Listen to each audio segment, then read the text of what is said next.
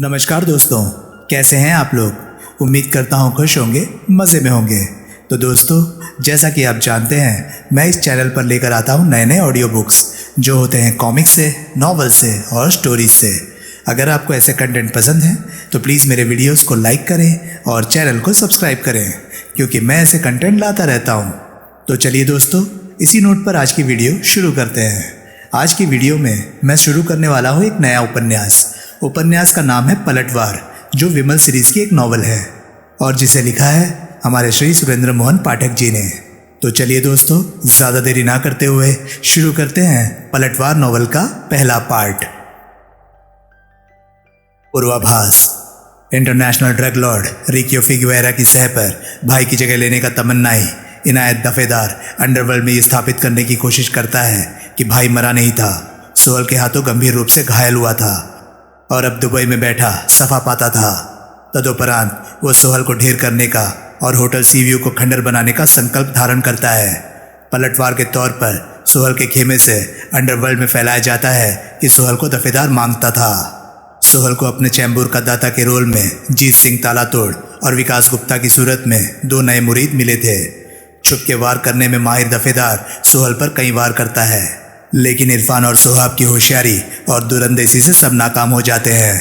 खैरगढ़ में रहता विमल का पुराना जोड़ीदार जगमोहन, जो लूट की 12 वारदातों को पहले अंजाम दे चुका होता है, दिलीप चौधरी और उसकी भतीजी मुग्धा के साथ मिलकर सुनामपुर के गार्जियन बैंक का 50 करोड़ रुपए की कीमत का सोना लूटने की योजना बनाता है। चौधरी बैंक की बख्तरबंद गाड़ी का कोड ब्रेक कर लेता है और सी गार्डन बार का मालिक धीरज परमार लूट में काम आने वाला बाकी सामान मुहैया कराता है और लोकल ज्वेलर मनकोटिया की सूरत में सोने का ग्राहक ठीक करके देता है। चौधरी अपने भांजे दामोदर की मदद से बैंक की बख्तरबंद गाड़ी जैसा डुप्लीकेट ट्रक तैयार करता है।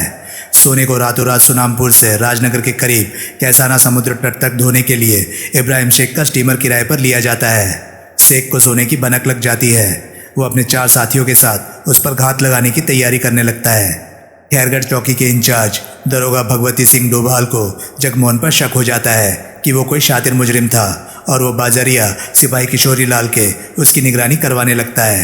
उन हालात में जगमोहन सोहल को गैलेक्सी दिल्ली के पते पर चिट्ठी लिखता है, लेकिन लगभग 1 महीना गुजर जाने के बाद भी चिट्ठी का कोई नतीजा सामने नहीं आता। दारोगा डोभाल का जब दाव लगता है, जगमोहन से खोद खोद कर उसकी गुज़श्ता जिंदगी की बाबत सवाल पूछता है। उन सवालों से अजीज आकर और चिट्ठी का जवाब न आने से मायूस होकर जगमोहन डोभाल को मार डालने का मन बना लेता है। दफेदार अपनी नई चाल के तहत बाजरिया हैदर सोहाब को सोहल से गद्दारी के लिए उकसाता है, लेकिन कामयाब नहीं हो पाता।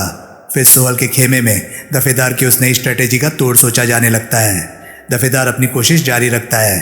वो अपना अगला निशाना पहले होटल के सिक्योरिटी चीफ तिलक मारवाड़े को, फिर उसके सहायक पवन डांगले को बनाता है, जो कि 5 करोड़ की एडवांस पेमेंट के एवज में होटल उड़ाने में दफेदार की मदद करने के लिए तैयार हो जाता है, जबकि असल में उसका ऐसा कोई इरादा नहीं होता।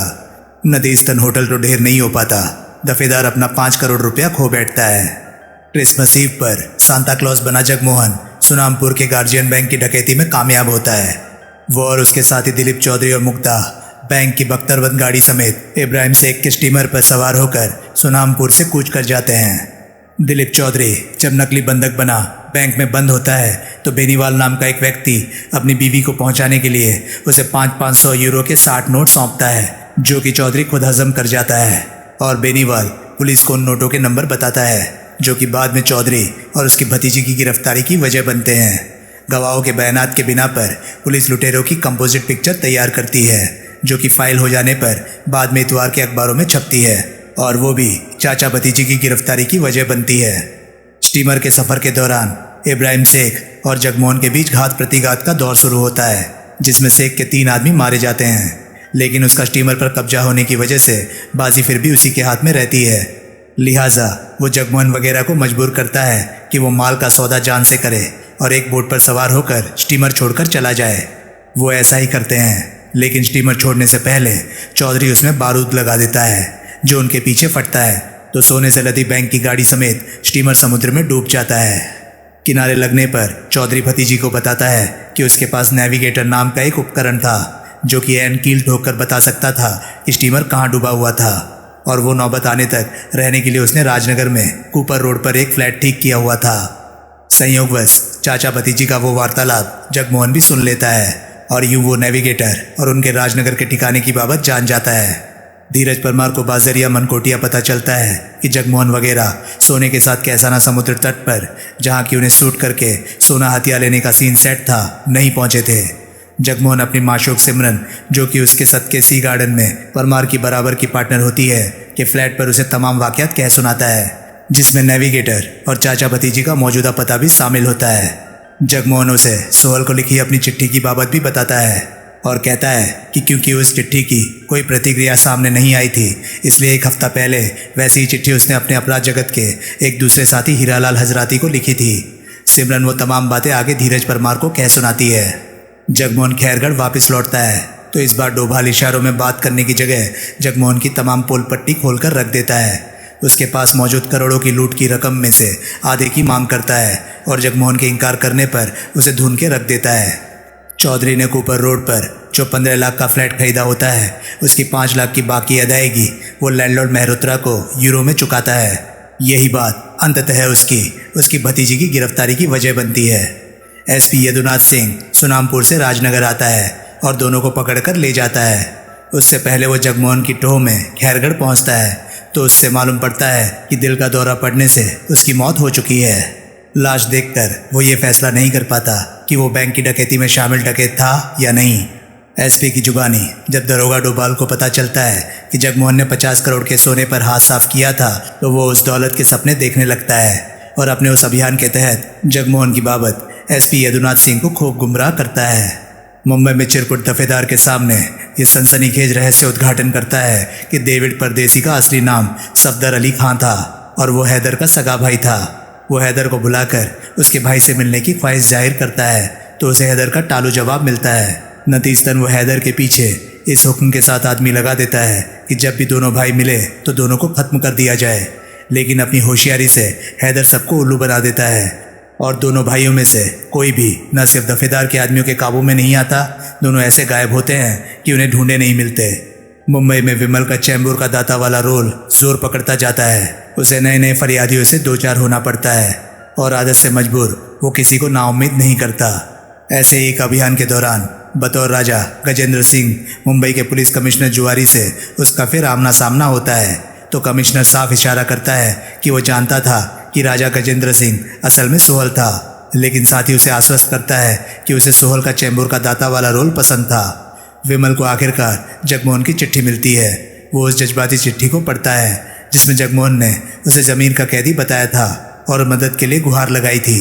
इरफान और सुहाब के लाख एतराज़ों के बावजूद विमल तत्काल रवानगी के लिए कमर कस लेता है। यहाँ तक की कहानी आपने ज़मीर का कैदी में पढ़ी। मंगलवार 29 दिसंबर की सुबह राजनगर में बाजरिया परमार जगमोहन की मौत की खबर सिमरन को लगती है, जिससे वो जरा भी द्रवित नहीं होती और लाश के करीब भी ना फटकने में अपनी भलाई मानती है। परमार महसूस करता है कि अब उन्होंने बिना किसी की मदद के दिलीप चौधरी से, जो कि गिरफ्तार करके सुनामपुर ले जाया जा चुका था, नेविगेटर की कोई खोज खबर निकालनी थी ताकि उसके जरिए सोना उनके हाथ लग पाता। इस काम के लिए परमार अपने एक भरोसे के कर्मचारी रंजीत पासी को सुनामपुर रवाना करता है। विमल खैरगढ़ पहुंचता है तो जगमोहन के पड़ोस के लड़के पीयूष वर्मा से उसे मालूम होता है कि जगमोहन की पहले ही मौत हो चुकी होती है, जबकि मौत की वजह उसे मालूम नहीं हो पाती। अगले रोज़ वो पुराने अखबार की तलाश में तारकपुर जाता है तो लोकल चौकी के दरोगा भगवती सिंह डोभाल को अपने पीछे लगा पाता है। अखबार में छपे एक इश्तहार से उसे मालूम होता है कि खैरगढ़ के विद्युत सप्ताह गृह में लावारिस के तौर पर जगमोहन का अंतिम संस्कार हो भी चुका था। होटल में वो हीरालाल हजराती से टकराता है, जो कि अपनी माशूक सुहानी चौहान के साथ उसी होटल में ठहरा होता है, जो विमल की तरह जगमोहन के ही बुलावे पर वहां पहुंचा होता है, जो विमल को सोहल के तौर पर पहचान जाता है, जो खुद को और विमल को एक ही राह का राही बताता है। विमल उस पर आक्रमण कर देता है, उसे बेहोश करके उसके कमरे में डाल आता है, जहाँ की उसका सुहानी से आमना सामना होता है, लेकिन सुहानी उसके लिए कोई प्रॉब्लम नहीं खड़ी करती। विमल विद्युत सप्ताह गृह जाकर उसके मालिक केदारनाथ आहूजा से मिलता है तो उसे जगमोहन दिल का दौरा पड़ा होने से मरा बताया जाता है और उस बात की तस्दीक डॉक्टर आलोक पुरोहित भी करता है। शवदाह के बाहर हजराती विमल से फिर टकरा जाता है और जगमोहन के माल की बरामदी के बाद उसमें उसका पार्टनर बनने की पेशकश करता है। विमल फिर उसे ठोकता है तो उसका उससे पीछा छूटता है। वो सर्कुलर रोड जगमोहन की कोठी पर पहुंचता है और उसकी मौत संबंधी किसी क्लू की तलाश में वहाँ की तलाशी लेता है। अपने उस अभियान के तहत जब वो तहखाने की सीढ़ियाँ उतरने लगता है तो एक नकाबपोश उस पर पीछे से आक्रमण कर देता है, जिसकी वजह से वो बेहोश होकर तहखाने में गिर जाता है।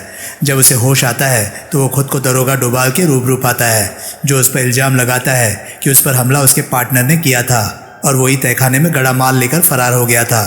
वो विमल को समझाता है कि उन हालात में फरार पार्टनर को वो नहीं पकड़ सकता था, लेकिन पुलिस के व्यापक तंत्र जाल को इस्तेमाल में लाकर वो पकड़ सकता था, इसलिए विमल उसे पार्टनर की बाबत बताए। उस संदर्भ में विमल को प्रभावित करने के लिए वो डॉक्टर आलोक पुरोहित को बुलाकर उसको डॉक्टरी इमदाद भी मुहैया कराता है। विमल किसी सूरत कबूल नहीं करता कि उसका कोई पार्टनर था और वो उसका हमलावर था। दोनों की उस तकरार के दौरान वहाँ फ़ोन आता है, जिससे पता चलता है कि हजराती का, जिसे कि डोभाल विमल का पार्टनर समझता था, विमल के होटल के कमरे में कत्ल हो गया था। डोभाल जानता होता है कि विमल कातिल नहीं हो सकता, फिर भी वो उसे कत्ल में फंसा देने की धमकी देता है, लेकिन माल की बरामदी में उसे सहयोग करने की सूरत में खुद उसकी एलिबाई बनने की पेशकश करता है। दिखावे के लिए और उस दुश्वारी से निजात पाने के लिए विमल 50-50 का सौदा कबूल कर लेता है। कत्ल की तफ्तीश तारकपुर से आए काबिल इंस्पेक्टर कौशिक के हाथ में होती है, जिसके दौरान विमल हजराती से पूर्व परिचित होने से इनकार करता है। कहता है कि वो हजराती को सिर्फ इसलिए जानता था क्योंकि दोनों एक ही होटल में ठहरे हुए थे। दोनों जगमोहन के परिचित थे और इत्तेफाक से थोड़ा आगे पीछे ही उसके अंतिम संस्कार में शामिल होने के लिए वहां पहुंचे थे। उस पूछताछ के दौरान एकाएक सुहानी वहां पहुंचती है और चिल्ला चिल्ला कर विमल पर इल्ज़ाम लगाती है कि वही हजराती का कातिल था। इंस्पेक्टर वक्ती तौर पर इस हिदायत के साथ कि वो शहर छोड़कर ना जाए, विमल का पीछा छोड़ देता है। विमल होटल से जगमोहन की कोठी में शिफ्ट कर जाता है, जहां उसकी सुहानी से मुलाकात होती है और वो उसे यकीन दिलाने की कोशिश करता है कि वो हजराती का कातिल नहीं था। जवाब में सुहानी कहती है कि जिस माल की फिराक में हजराती वहां आया था, उसमें जो हजराती का हिस्सा बनता था वो उसे मिलना चाहिए था।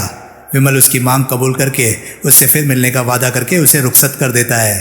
फिर डोभाल वहां पहुंचता है और विमल को बताता है कि उसके इंस्पेक्टर कौशिक के पास से जाने के बाद सुहानी विमल की बाबत अपने पहले बयान से मुकर गई थी और कहने लगी थी कि बतौर कातिल विमल को पहचानने में उसे मुगालता लगा था। तब डोभाल इस बात का खुलासा करता है कि कैसे उसे मालूम था कि जगमोहन के पास करोड़ों का माल था। वो बताता है कि जगमोहन अपने जुदा जुदा 11 साथियों के साथ, जिनमें से एक सोहल भी था और एक हजराती था, 12 बार कामयाब डकैतियों को अंजाम दे चुका था और करोड़ों रुपया पीट चुका था। वो ये भी मालूम कर चुका था कि वो पटना से 4 खून करके भागा इस्तारी मुजरिम था और बतौर मोहन बाबू पासवान अपनी शिनाख्त के लिए जो कुछ भी वो बताता था वो सब गलत था, झूठ था। माल की तलाश में कोठी के हर कोने खुदरे की और उसके राजनगर वाले फ्लैट की तलाशी वो पहले ही ले चुका था, लेकिन वो कहीं से बरामद नहीं हुआ था। आखिरकार उसने जगमोहन से माल की बाबत सीधे सवाल किया, लेकिन उसने वैसा कोई माल पास होना कबूल न किया। तब दरोगा ने उसे जम के मार लगाई। नतीजतन उसने कबूल किया कि माल राजनगर में था और दारोगा की मंशा के मुताबिक उसका आधा हिस्सा उसे सौंपने की खातिर उसे खैरगढ़ मंगाने के लिए 24 घंटे की मोहलत मांगी। मोहलत का वो वक्त ख़त्म होने से पहले ही उसने फांसी लगाकर आत्महत्या कर ली। शब्दागृह के मालिक केदारनाथ आहूजा और डॉक्टर आलोक पुरोहित की मदद से, जिसे उसने अपनी सेफ्टी के लिए स्वाभाविक मौत का केस बनाया ताकि पोस्टमार्टम ना हो, और लाश को लावारिस जलाने का इंतज़ाम किया। आखिरकार दारोगा और विमल में ये फैसला होता है कि वो माल को मिलकर तलाश करेंगे और माल हाथ आ जाने पर उसे आधा आधा बांटेंगे। मुंबई में हैदर, इरफान और सोहेब को एक खास खबर पहुंचाता है। दफेदार के लिए हीरोइन की एक बड़ी खेप भाई के टाइम के दहिशर के करीब के एक कॉटेज में पहुंचने वाली थी। इरफान उस टिप पर अमल करता है और हेरोइन की खेप को दफेदार के बापू बजरंगी समेत 4 आदमियों को कॉटेज समेत बारूद से उड़ा देता है और यूं दफेदार को एक बड़ी चोट पहुंचाता है। अगले रोज खैरगढ़ में ऐसे हालात पैदा होते हैं कि विमल जान जाता है कि तहखाने की सीढ़ियों पर बेलचे से उस पर हमला करने वाला शख्स पड़ोस का लड़का पीयूष वर्मा था, जो सी गार्डन वाले धीरज परमार का भांजा था और मामा के हुक्म पर जगमोहन की निगहबानी करता रहा था। वो कबूल करता है कि जगमोहन की मौत के बाद तहखाने का फर्श खोदकर उसी ने वहां से 10 करोड़ से ऊपर की कीमत के डॉलर के नोटों से भरा एक ट्रंक बरामद किया था और उसे आगे परमार को सौंपा था। वो ये भी कबूल करता है कि परमार के हुक्म पर विमल की असलियत भांपने की नीयत से वो विमल के होटल के कमरे में पहुंचा था, जहाँ की वो तलाशी ले रहा था, तो एकाएक ऊपर से हजराती वहां आ गया था। भाग निकलने की कोशिश में उसने वहां पड़ी एक शीशे की भारी एस्ट्रे उठाकर हजराती के सिर में दे मारी थी, जिससे वो मरी गया था, जबकि उसकी जान लेने का उसका कोई इरादा नहीं था। विमल उससे उसके माँ बाप के नाम ये उजागर करती चिट्ठी लिखवाता है कि वो अपने एक दोस्त के साथ गोवा भ्रमण पर जा रहा था। चिट्ठी को उसकी कोठी पर प्लांट करवाता है और फिर उसे हमेशा के लिए आज़ाद कर देता है। दफेदार अपना नया वार करने के लिए मोहिनी सप्रे नाम की एक बारबाला को चुनता है, जो कि होटल सी व्यू के तिलक मारवाड़े के कत्ल के बाद बने मौजूदा सिक्योरिटी चीफ पवन डांगले की प्रेमिका और होने वाली पत्नी थी। बड़ी शिद्दत से वो काबू में आती है और फिर दफेदार के कहने पर पवन डांगले को फ़ोन लगाती है कि वो हर हाल में उसे रात 12 बजे रूबरू हैप्पी न्यू ईयर विश करना चाहती थी। डांगले उसे होटल में बुला लेता है। आधी रात को डांगले जब उसके कमरे में उसे विश करने पहुंचता है तो वहाँ पहले से मौजूद दफेदार का जल्लाद सोम्या उसको सूट कर देता है। वो मोहिनी सप्रे को और एक हाउस डिटेक्टिव को भी सूट कर देता है ताकि डांगले के कत्ल का कोई गवाह ना बचे। इरफान और सुहाग पर वो वारदात बहुत भारी गुजरती है। दुश्मन का वो हौसला उन्हें बहुत शर्मसार करता है। दुश्मन तब होटल में 3 कत्ल करके साफ निकल जाता है, जबकि नए साल के जश्न का आनंद लेता खुद कमिश्नर होटल में मौजूद होता है। फिर होटल की साख बचाने के लिए ये फैसला होता है कि मोहिनी सप्रे, जो कि वहाँ अजनबी थी, की लाश गायब कर दी जाए और पवन डांगले और हाउस डिटेक्टिव मोदी को दूर कहीं किसी रास्ते पर किसी लुटेरे के हाथों मरा बताया जाए। तभी ये फाइनल फैसला होता है कि विमल की गैरहाजिरी में होटल बंद कर दिया जाए। होटल क्योंकि खड़े पैर बंद नहीं किया जा सकता था, वो उसी रोज से नई बुकिंग्स लेना बंद कर देते तो भी बंद होते होते होता। लिहाजा उस वक्फे के लिए पवन डांगले के फर्स्ट असिस्टेंट बाल पांडे को सिक्योरिटी इंचार्ज बना दिया जाता है। जिन बुकिंग्स को नहीं टाला जा सकता था उनमें से एक बेंगलोर के बिशप मैथ्यू स्कूल के 40 बच्चों की होती है, जो कि मुंबई दर्शन के लिए पहुंचने वाले थे।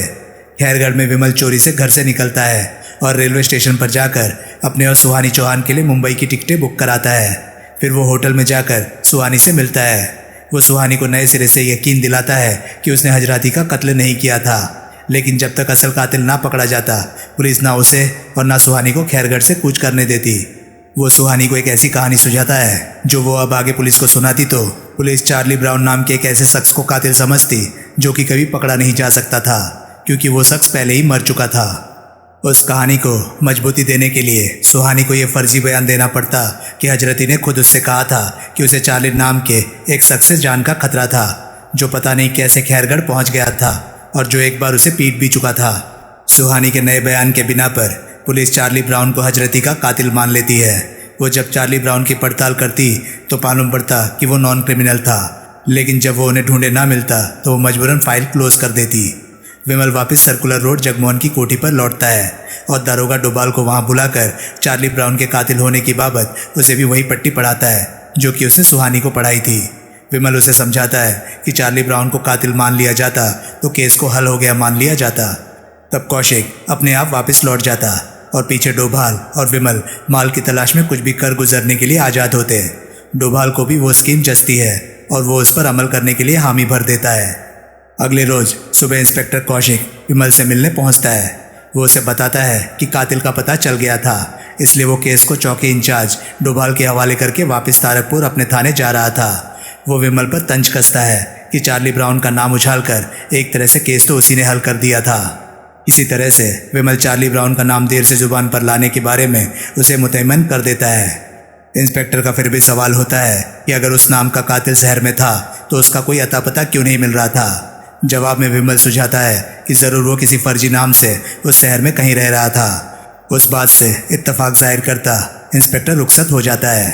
डोभाल और विमल दोपहर बाद खैरगढ़ से राजनगर के लिए निकलते हैं, जहां उनका इरादा जगमोहन के लिंक रोड वाले फ्लैट को टटोलने का होता है। रास्ते में विमल डोभाल को पट्टी पढ़ाता है कि उसका विमल पर एतबार न करना गलत था, क्योंकि आइंदा प्रोग्राम बेएतबारी के माहौल में नहीं चलने वाला था। वो राय देता है कि दोनों एक एक चिट्ठी तैयार करके एक दूसरे को सौंपे, जो कि एक दूसरे का दूसरे पर होल्ड बना सकती हो। विमल एक चिट्ठी लिखे जिसमें वो हीरालाल हजराती का कातिल होना कबूल करे, और डोभाल एक चिट्ठी लिखे जिसमें वो मोहन बाबू पासवान का और जगमोहन का कातिल होना कबूल करे, और दोनों उन चिट्ठियों की अदला बदली करें ताकि भविष्य में दोनों की मुट्ठी में एक दूसरे की जान हो। काफ़ी हिल हुज्जत के बाद डोभाल वो बात स्वीकार कर लेता है। तदुपरांत जगमोहन के फ्लैट में वो डोभाल की सर्विस रिवॉल्वर से उसका यूं कत्ल करता है कि वो खुदकुशी लगे, और उसके जगमोहन के कत्ल के इकबालिया बयान के तौर पर उसकी हस्तलिखित चिट्ठी उसके सिरहाने रख देता है। वो फ्लैट की तलाशी लेता है तो बेडरूम में से फ्रेम में लगी जगमोहन, धीरज परमार और सिमरन की एक तस्वीर बरामद करता है, जिसे वो फ्रेम में से निकालकर अपने काबू में कर लेता है। फ्लैट से निकलकर वो सुहानी को फ़ोन करता है। उसे रेल की उन 2 टिकटों के बारे में बताता है जो कि पिछली मुलाकात में उसके होटल के कमरे में छोड़ आया होता है, और उसे मुंबई की गाड़ी यूं चढ़ने की हिदायत देता है कि दूसरी बर्थ खाली गई ना जान पड़े। गाड़ी के राजनगर पहुंचने के टाइम तक वो सी गार्डन पहुंचता है। वहां धीरज परमार और सिमरन की शिनाख्त करता है और यूं इस बात की तस्दीक करता है कि तस्वीर में जगमोहन के साथ वही दोनों थे। ट्रेन में वो सुहानी से मिलता है। उसे बताता है कि आइंदा सफ़र में उसने उसके साथ नहीं जाना था, लेकिन वो ये भरम आगे भी बनाए रखे कि दूसरी बर्थ ऑक्यूपाइड थी, और उसे ये बुरी खबर सुनाता है कि माल पहले ही लुट चुका था, इसलिए वो अपने हिस्से को भूल जाए। सुहानी उस बात पर बहुत भड़कती है, विमल को बहुत कोसती है, लेकिन अपनी कोई पेश न चलती पाकर आखिरकार खामोश हो जाती है। विमल उससे विदा लेता है तो उसे नहीं मालूम हो पाता कि हिस्से की चाह तब भी दिल में लिए सुहानी ट्रेन से उतर जाती है और चुपचाप उसके पीछे लग जाती है। विमल के स्टेशन से बाहर निकलते ही उसे राघव, अकील और खोसा नाम के 3 नौजवान लड़के घेर लेते हैं, जो चैम्बूर के दाता के नाम पर उससे चंदा वसूलने की कोशिश करते हैं। विमल उनसे उनके उस्ताद मंजूर भाई की जानकारी निकालता है, फिर उन्हें चंदा तो करारा देता है, लेकिन बदले में उनसे मांग करता है कि सिमरन जब सी गार्डन से बाहर निकले तो वो उसको थाम ले। तब विमल वहां पहुंचकर उनके चुंगल से सिमरन को छुड़ाता। सिमरन एहसानमंद होती और यूं उसमें और विमल में दोस्ती स्थापित होती। उस काम को अंजाम देते वो तीनों सिमरन पर लार टपकाने लगते हैं। तब विमल आकर सच में ही सिमरन को उनके हाथों बलात्कार का शिकार होने से बचाता है। उसकी उस कोशिश में तीनों युवक गोली खाकर गंभीर रूप से घायल हो जाते हैं, तो विमल उन्हें प्राइवेट नर्सिंग होम में ले जाने के भी पैसे देता है। फिर आत्मीयता के जबरन बनाए लेकिन फर्जी माहौल के तहत विमल परमार तक पहुंचता है। उसे अपना परिचय पूना से बड़ी वारदात करके भागे मुजरिम के तौर पर देता है और खुद को उन दिनों काम की तलाश में बताता है। परमार उसको उसकी किस्म का काम दिलाने का वादा करता है। वो रात विमल सिमरन के फ्लैट पर गुजारता है। अगले रोज विमल मंसूर भाई नाम के उस शख्स को, जो कि चैम्बूर का दाता के नाम पर चंदा वसूलता था और खुद हजम करता था, सूट कर देता है और तब तक वसूला चंदा कब्जा लेता है। दारोगा डोभाल की जगमोहन के फ्लैट में कथित आत्महत्या के बाद इंस्पेक्टर कौशिक को फिर सक्रिय होना पड़ता है। उस बार वो सबसे पहले खैरगढ़ में डॉक्टर आलोक पुरोहित की खबर लेता है और उससे कबूलवार के दम लेता है कि डोभाल के कहने पर उसने जगमोहन का फर्जी डेथ सर्टिफिकेट बनाया था। उसे दिल के दौरे से स्वाभाविक मौत मरा बताया था, जबकि असल में उसका कत्ल हुआ था। डॉक्टर दबाव में फर्जी सर्टिफिकेट बनाया होना कबूल करता है, लेकिन जिद करता है कि ऐसा उसने कत्ल को नहीं, खुदकुशी को कवर करने के लिए किया था। डोभाल के कथित सुसाइड नोट में ये लिखा होने की वजह से कि उसने जगमोहन का कत्ल किया था, वो सुसाइड नोट को फर्जी बताता है। अब इंस्पेक्टर इस नतीजे पर पहुंचता है कि अगर जगमोहन का कत्ल नहीं था, खुदकुशी थी, तो दारोगा डोभाल की खुदकुशी नहीं, कत्ल था और डोभाल से जो लिखवाया गया था जबरन लिखवाया गया था। तब एक नया सवाल सिर उठाता है, ऐसा हुआ था तो किसने किया था? डोभाल के ऑफिस की अलमारी से एक बेलचा बरामद होता है, जिसकी वजह से उसे जगमोहन के फ्लैट के तहखाने का ख्याल आता है। इंस्पेक्टर कौशिक जाकर तहखाने का मुआयना करता है तो पाता है कि उसके फर्श का एक हिस्सा खोदा गया था और फिर भरा गया था। उस हिस्से को फिर खुदवाया जाता है तो भीतर से पड़ोस के लड़के पीयूष वर्मा की लाश बरामद होती है, उसके माँ बाप की निगाह में जो गोवा गया हुआ था। लाश की बरामदी के बाद इंस्पेक्टर का ध्यान फिर विमल उर्फ अरविंद पॉल की तरफ जाता है। कॉल का पता किया जाता है तो उसे गायब पाया जाता है। उसके होटल के कमरे की पड़ताल की जाती है तो वो कैसे भी फिंगरप्रिंट से कोरा पाया जाता है। वैसा ही हाल जगमोहन की कोठी का पाया जाता है, जहाँ की इतना अरसा कॉल रह के गया था। और तफ्तीश से पता चलता है कि कॉल और सुहानी ट्रेन से मुंबई के लिए रवाना हो गए थे। इंस्पेक्टर दिल्ली गैलेक्सी में फ़ोन लगाता है तो उसे पता चलता है कि कॉल मुंबई से दिल्ली लौट आया हुआ था। वो फ़ोन पर कॉल से बात करता है तो उसे कॉल की आवाज़ रत्ती भी उस कॉल से ऐसी नहीं लगती जो अभी कल तक खैरगढ़ में था।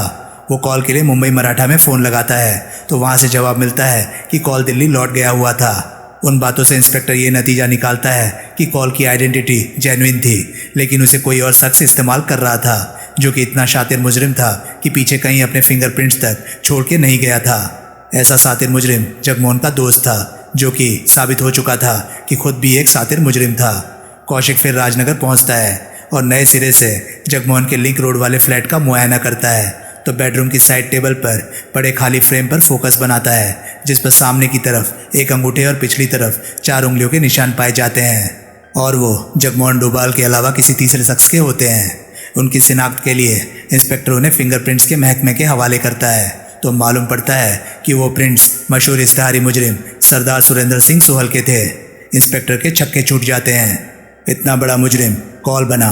इतने दिन तक खैरगढ़ में था, लेकिन रिकॉर्ड में मौजूद सोहल की कोई सूरत कॉल से मिलती ना पाई जाती। फिर भी फिंगरप्रिंट्स की वजह से स्थापित था कि सोहल का कभी जगमोहन के फ्लैट में फेरा लगा था और उसने वहां पड़े एक फ्रेम में से कोई तस्वीर निकाली थी। तस्वीर में क्या दर्ज था ये जानने का इंस्पेक्टर के पास कोई जरिया नहीं था। तब चकरा देने वाली उस स्थिति को दूसरे सिरे से वो यूं पकड़ता है कि जगमोहन के प्रामाणिक फिंगरप्रिंट्स शिनाख्त के लिए महकमे के हवाले करता है, जिनकी बाबत उसे बताया जाता है कि वो जनरल कंपैरिजन का वक्त खाओ काम था। होते होते होता मुंबई में दफेदार को दहीसर में मची तबाही की खबर लगती है तो वो अपने करोड़ों के नुकसान की भरपाई वसूली से करने का फैसला करता है और यूं अपना पहला निशाना बड़े बिल्डर शहजाद दादर वालों को बनाता है। दफेदार दहीसर की बाबत फैसला करता है कि जो हुआ था हैदर की वजह से हुआ था। वो हैदर और उसके भाई को ढेर करने वाले के लिए बड़े नकद इनाम की घोषणा करता है। सी गार्डन में सिमरन और परमार की मंत्रणा होती है तो वे इस नतीजे पर पहुंचते हैं कि दिलीप चौधरी के नेविगेटर के पीछे पड़ने के मामले में विमल उनके काम का आदमी साबित हो सकता था। तभी परमार के पास अपने भांजे की मौत की खबर आती है। सिमरन को विमल से खुद निपटने की हिदायत करके वो खैरगढ़ चला जाता है, जहां पहुंचकर जब उसे मालूम होता है कि किन हालात में पीयूष जान से गया था तो उसके छक्के छूट जाते हैं। उसे एक बड़े षड्यंत्र की बू आने लगती है और उसे लगता है कि वो कत्ल नहीं सजा थी, जो कि देर सवेर उसे भी मिल सकती थी। फिर कॉल का जिक्र आता है जो प्रेत की तरह एकाएक प्रकट हुआ था और प्रेत की तरह एकाएक गायब हो गया था। उसके भीतर कहीं बार बार घंटी बजने लगती है कि आइंदा दिनों में उसे बहुत सावधान रहने की ज़रूरत थी। उसकी गैरहाजिरी में सिमरन की सी गार्डन में विमल से मुलाकात होती है तो सिमरन उसे स्टीमर के साथ डूबे सोने की, नेविगेटर की और चाचा भतीजी की गिरफ्तार की कहानी सुनाती है और इस बात पर जोर देती है कि नेविगेटर ही 50 करोड़ का सोना बरामद करा सकता था और उसकी बाबत गिरफ्तार दिलीप चौधरी के सिवाय कोई नहीं जानता था। वो ये भी बताती है कि सुनामपुर में गवाहों ने दिलीप चौधरी की निसंकोच शिनाख्त की थी, इसलिए वो जेल में बंद था और उसके छूटने की संभावना नहीं के बराबर थी। लेकिन मुग्धा की वैसी शिनाख्त नहीं हो सकी थी, इसलिए कोर्ट के हुक्म पर पुलिस को मजबूरन उसे रिहा करना पड़ा था। सिमरन माल में हिस्से की पेशकश के साथ विमल को कहती है कि वो उस बाबत कुछ करे। वो उसे परमार के आदमी रंजीत पासी के बारे में भी बताती है, जो कि सुनामपुर में था और वहाँ वाक़या होने वाली हर बात पर निगाह रखे था। विमल वो काम करना मंजूर करता है। अगली सुबह ही सुनामपुर के लिए रवाना हो जाने की मंशा जाहिर करता है और सिमरन को रंजीत पासी को खबर करने को बोलता है कि अगली सुबह 9:30 बजे पासी उसे सुनामपुर रेलवे स्टेशन के बुकिंग ऑफिस के सामने मिले। यहाँ तक की कहानी आपने उपन्यास कर्मयोद्धा में पढ़ी। अब कहानी का समापन प्रस्तुत उपन्यास पलटवार में पढ़िए। चैप्टर 1। रविवार 3 जनवरी, सुनामपुर मुंबई राजनगर। 9 बजे राजनगर से आया वकील समीर महाजन सुनामपुर की जेल में पहुंचा और उसने कैदी शिवानंद से मिलने की दरखास्त पेश की। शिवानंद सोने की स्मगलिंग के केस में गिरफ्तार था और वहां 3 साल की कैद भुगत रहा था, जिसमें से अभी उसने 10 महीने ही काटे थे। वास्तव में वो खुद स्मगलर नहीं था, वो मनकोटिया का कैरियर था और उसी का सोना कैरी करता गिरफ्तार हुआ था। उसका इनाम यही था कि कर्टेसी मनकोटिया उसके बीवी बच्चे मौज की जिंदगी बसर कर रहे थे। दूसरे, वो जानता था कि जेल से छूटने पर उसे एक मोटा नकद इनाम उसका इंतजार करता मिलने वाला था। यही वजूहात थी कि वो जेल काट रहा था, फिर भी मनकोटिया के लिए उसकी वफादारी में कोई कमी नहीं आई थी। समीर महाजन मनकोटिया का एनुअल रिटेनर पर एंगेज किया वकील था और खाली वकील ही नहीं, मनकोटिया का ट्रबल शूटर भी था। जेल के एक फ्रेंडली गार्ड के जरिए शिवानंद ने मनकोटिया को यह पैगाम भिजवाया था कि उसके पास बॉस के लिए एक बहुत स्पेशल जानकारी थी, बॉस के ही हित में, जिसका फौरन उस तक पहुंचना निहायत ज़रूरी था। मनकोटिया ने पहले तो उसे जेल में बंद चर्सी की सनक का दर्जा दिया, लेकिन फिर महाजन को सुनामपुर जाने को बोला। सुबह 5 बजे से राजनगर से अपनी कार खुद ड्राइव करता महाजन सुबह 9 बजे से पहले वहां पहुंचा था। वो बड़ा वकील था, इसलिए जेल के एक मुलाकाती कक्ष में शिवानंद से अकेले में मिलने की इजाज़त हासिल करने में उसे कोई दिक्कत नहीं हुई। शिवानंद ने उसका अभिवादन किया। कैसा है शिवानंद? वकील बोला। बढ़िया। जेल में कोई दिक्कत तो नहीं? नहीं। चरस मिल रही है ना? आराम से। अब बोल, क्या बात है? क्यों मुझे राजनगर से यहाँ तक दौड़ाया? इधर कोई माइक वाइक तो फिट नहीं होगा क्या? हमारी बातचीत सुनने के लिए कोई खुफिया आला तो इधर कहीं फिट नहीं होगा? अच्छा, वो माइक्रोफोन? नहीं नहीं, इधर उसका क्या काम, छोटी जेल है, ऐसे इंतजामात तो बड़ी और फैंसी जेलों में होते हैं। तो मैंने जो कहना है बेखटके कहूँ? हाँ, इधर एक कैदी है, मंगलवार को कहीं बाहर से पकड़ के लाया गया। जराइम पेशा किस्म का आदमी नहीं जान पड़ता, सूरज से बोलने के ढंग से हर बात से पढ़ा लिखा इज्जतदार शख्स लगता है। उम्र में कोई 50 साल का है। दिलीप चौधरी नाम है। सजा काट रहा है? अभी नहीं, अभी रिमांड पर है। लेकिन एक संतरी बोल रहा था कि कोई बड़ा चक्कर चलाया था, लंबा नपेगा। शिवानंद, हिस्ट्री छोड़, मतलब की बात कर। ये कैदी मेरी कोठरी में है। परसों रात उसे तेज बुखार था। मैंने छूकर देखा था। जिस्म भट्टी की तरह तप रहा था। नीम बेहोशी की हालत में था और ये तक नहीं बता सकता था कि उसे हो क्या रहा था। बार बार छाती भींचता था, तड़पता था और बड़बड़ाता था। क्या क्या बड़बड़ाता था? कुछ सुना तूने? हाँ सुना, और जो सुना उसी की वजह से पैगाम भिजवाया। क्या सुना? उसके मुंह से बार बार निकलते कुछ टूटे फूटे लफ्ज सुने। अरे क्या? जैसे जलपरी, सोना, नेविगेटर, नौटंकी, समुद्र, बैंक, आम ट्रक, मनकोटिया। वकील संभल कर बैठा। मनकोटिया भी बोला? वो बोला। हाँ, और क्या बोला? बस यही गिने चुने लफ्ज बार बार दोहरा रहा था। हाँ याद आया, एक बार अटक अटक कर एक फिक्रा भी बोला। वो क्या? बोला सिर्फ उसे मालूम था कि सोना कहाँ था। सिर्फ उसे मालूम था कि सोना कहाँ था? हाँ। तूने साफ सुना? हाँ। फिर दिन चढ़ा तो मैंने मेस में इस बाबत और कैदियों से बात की तो मालूम हुआ कि 24 दिसंबर को यहाँ के गार्जियन बैंक में डाका पड़ा था, जिसमें डाकू 800 किलो सोने से लदी बैंक की बख्तरबंद गाड़ी ले उड़े थे। आगे मालूम पड़ा कि आज तक न सोने का पता चला था और न बख्तरबंद गाड़ी का। तो दोस्तों, ये था पलटवार नॉवल का पहला पार्ट। ये पार्ट आपको कैसा लगा प्लीज़ कमेंट सेक्शन में अपनी राय ज़रूर बताएं। और हाँ, अगर आपको मेरे वीडियोस पसंद आ रहे हैं तो प्लीज़ उन्हें लाइक कीजिए और चैनल को सब्सक्राइब कीजिए, क्योंकि मैं ऐसे कंटेंट लाता रहता हूँ। तो चलिए दोस्तों, मैं मिलता हूँ अब आपसे अगली वीडियो में। तब तक के लिए नमस्कार, गुड बाय। सेफ रहिए, खुश रहिए, मज़े करिए।